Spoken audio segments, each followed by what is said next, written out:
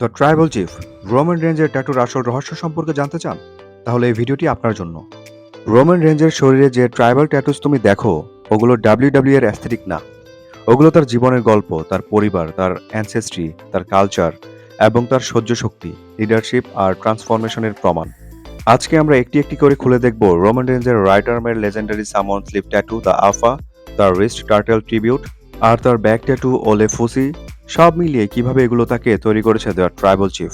Roman Reigns WWE ইতিহাসের অন্যতম সফল একজন সুপারস্টার। তিনি একাধিক চ্যাম্পিয়নশিপ জিতেছেন আর তার মধ্যে ইউনিভার্সাল চ্যাম্পিয়নশিপের সবচেয়ে লম্বা রেঞ্জটি ছিল তার।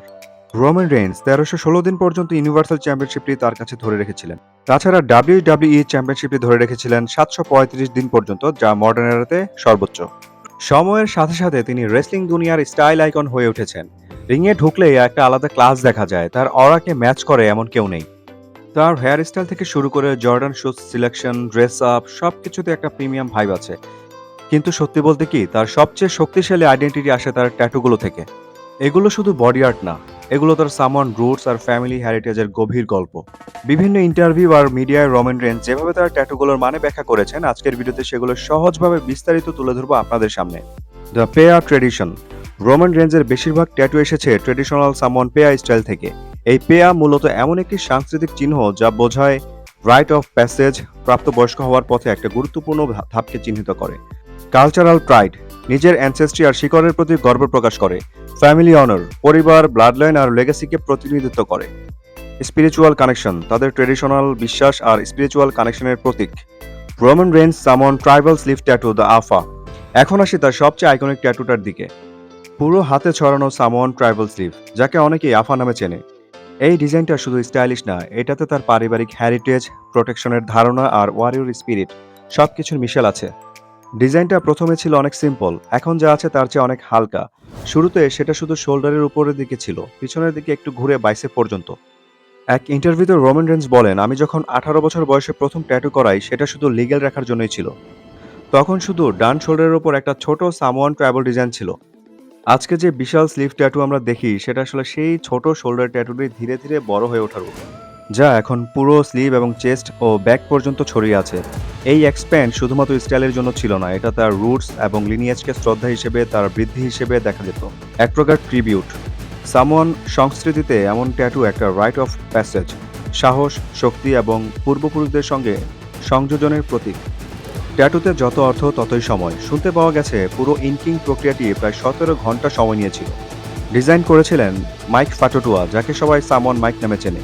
তিনি এমন কালচারাল প্যাটার্ন তৈরি করেছেন যেগুলোর গভীর গুরুত্ব রয়েছে। কোরি গ্রেভসের সাথে একটি সাক্ষাৎকারে রোমান রেঞ্জ বলেছিলেন, একসময় আমি ভাবলাম শোল্ডার পিসটা আরও উন্নত করা উচিত। তারপর আমি টাম্পা গিয়েছিলাম এবং ভাগ্য একটু ভালো ছিল। শুধু আমার ডাব্লিউডাব্লিউই ক্যারিয়ার শুরু হওয়াটা নয়, আমার ট্যাটু মেকার মাইক ফাটোডুয়া বা সামন মাইক, তিনি ট্যাটু দুনিয়ায় বেশ জনপ্রিয়। তিনি বিশ্বের সেরা কিছু ট্যাটু আর্টিস্টদের মধ্যে একজন। মানে তার অনেক অ্যাওয়ার্ড রয়েছে ও ট্রাইবাল ডিজাইনে অসাধারণভাবে পারদর্শী। অনেক ডিজাইন আছে যা সাধারণ কালচারাল ট্রাইবাল প্যাটার্ন। তবে আসল চ্যালেঞ্জ হলো সেগুলোকে একসঙ্গে এমনভাবে বসানো, কোন প্যাটার্নের পাশে যাবে, এবং সেটাই খুব ইন্ট্রিকেট এবং কষ্টসাধ্য কাজ। বিশেষ করে যখন কোনো পলিনেশিয়ান ট্যাটু আর্টিস্ট কালচারালি ঠিক ডিজাইন তৈরি করার দায়িত্ব নেয়। রোমেন তার শোল্ডারের ট্যাটু দেখিয়ে বলেছিল, আমাদের কাছে এই অংশটা আগে থেকেই ছিল। এটা প্রায় 5-6 ঘন্টার মতো সময় লেগেছিল। তারপর এক রাতে আমরা বাইরের অংশটা করলাম, তারপরের সকালে আবার শুরু করলাম। দ্বিতীয় দিনের 6, 6.5, 7 ঘন্টা পার হতেই ব্যাপারটা একটা কম্পিটিশনের মতো হয়ে যায়। পুরো সময়টা ছিল শুধু আমি আর মাইক, তাই একটা চ্যালেঞ্জ ফিল করছিলাম। আমি ভাবলাম এটা তো আমাকে সামলাতেই হবে। মাইক বলেছিল, উস, তোমার যদি ব্রেক লাগে জানাও, আমরা একটু বিরতি নেব, কিছু খাবো, কিন্তু আমি ব্যাপারটাকে চ্যালেঞ্জ হিসেবেই নিলাম। ডিজাইনটা যতটা মিনিমাল, মানে ততটাই গভীর। এই রোমান রেঞ্জ ট্যাটু আসলে তার জীবনের খুব ব্যক্তিগত একটা গল্প বই নিয়ে চলে। রোমান রেঞ্জ জানিয়েছেন তার টার্টেল ট্যাটু আসলে তার মেয়ে জোজোকে ডেডিকেট করা। জোজো যখন জন্মায়, রোমান রেঞ্জ তখন জীবনের খুব কঠিন একটা সময় পার করছিলেন। সেই সময় রোমান রেঞ্জ প্রথমবারের মতো ক্যান্সার আক্রান্ত হন। তার কাছে কোনো কাজ ছিল না, কিন্তু মেয়ের আগমন তাকে নতুন উদ্দেশ্য দেয়, তার পুরো জীবনাদর্শ বদলে যায়।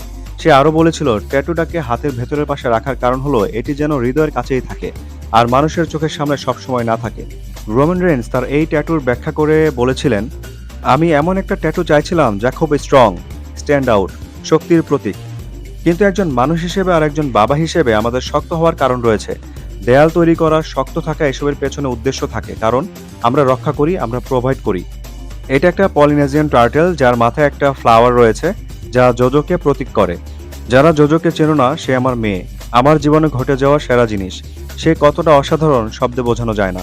জীবনের সবচেয়ে কঠিন সময়টা ছিল ঠিক তার জন্মের সময়ের আশেপাশে।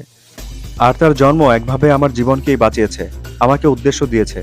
একজন বাবার মতোই আমার উদ্দেশ্য হলো তাকে রক্ষা করা, তার ভবিষ্যৎ তৈরি করা, আর নিশ্চিত করা যে সে সবসময় ভালো থাকবে।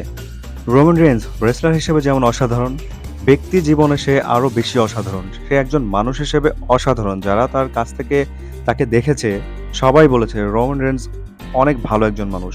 সে তার মেয়েকে অনেক বেশি ভালোবাসে, তার ফ্যামিলিকে অনেক বেশি ভালোবাসে। সামোয়ান কালচারে টার্টেল মানে শুধু একটি প্রাণী না, এটি বোঝায় ফ্যামিলি, লঞ্জেভিটি, ওয়েলনেস আর পিস। তাই রোমানের এই ট্যাটুর মানে আরও গভীর হয়ে যায়। এখন জানাবো রোমান রেঞ্জের ব্যাক ট্যাটু দ্য ওলে ফুসির কথা। রোমান রেঞ্জ 2020 সালের মাঝামাঝি সময়ে তার নতুন ব্যাক ট্যাটু দেখান। ডান দিকের পুরো পিঠ জুড়ে বিস্তৃত একটা ডিজাইন যা নিখুঁতভাবে তার চেস্ট আর আর্ম স্লিভের সঙ্গে মিলে যায়। এটা শুধু নতুন ইঙ্ক না, এটা সেই গল্পেরই পরের অধ্যায় যা শুরু হয়েছিল তার টিনেজ বয়সে, আর প্রতিটা জীবন ঘটনায় আরও বড় হয়েছে। রোমান রেঞ্জের শরীরের পুরো ট্রাইবাল ন্যারেটিভটা বহু বছর ধরে এক হাতেই তৈরি করেছেন তার ট্যাটু আর্টিস্ট সামোয়ান মাইক। তিনি ধীরে ধীরে ডিজাইনটা বাড়িয়েছেন, কিন্তু একবারও কালচারাল ফ্লো নষ্ট করেননি। সামোয়ান মাইক তার ইনস্টাগ্রামে ট্যাটু সেশনের কয়েকটি ছবি শেয়ার করেছিলেন। ক্যাপশনে তিনি লিখেছিলেন, পরিবারই আমাদের শক্তির উৎস।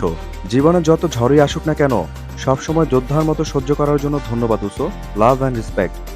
রোমান রেঞ্জের এই ব্যাক ট্যাটুর প্রতিটা লাইন, কার্ভ, জিওমেট্রিক ব্লক সবকিছুর একটি নির্দিষ্ট অর্থ বহন করে। পলিনেজিয়ান ট্যাটু কখনো এলোমেলো হয় না। কোন ডিজাইন কোনটার পাশে যাবে এসবের কালচারাল নিয়ম আছে। ভুল জোড়া লাগলে অর্থটাই বদলে যেতে পারে। সেশনটা হয়েছিল একাধিক দিনের, ঘন্টার পর ঘন্টা। রোমান রেঞ্জ পুরোটা সহ্য করেছেন যেন কাঁধ, চেস্ট থেকে পিঠ পর্যন্ত পুরো ফ্লোটা ভেঙে না যায়। রোমান রেঞ্জের ট্যাটুস হলো তার জীবনের মানচিত্র। আর্ম ট্যাটু দেখায় তার ওয়ারিয়র স্পিরিট, রিস্ট ট্যাটু মনে করিয়ে দেয় তার পরিবারের তার শক্তি, ব্যাক ট্যাটু তাকে তার রুটসের সাথে বেঁধে রাখে। এই কারণে রোমান রেঞ্জ শুধু ডাব্লিউডাব্লিউ সুপারস্টার না, সে সামন কালচারের ওয়াকিং লেগাসি।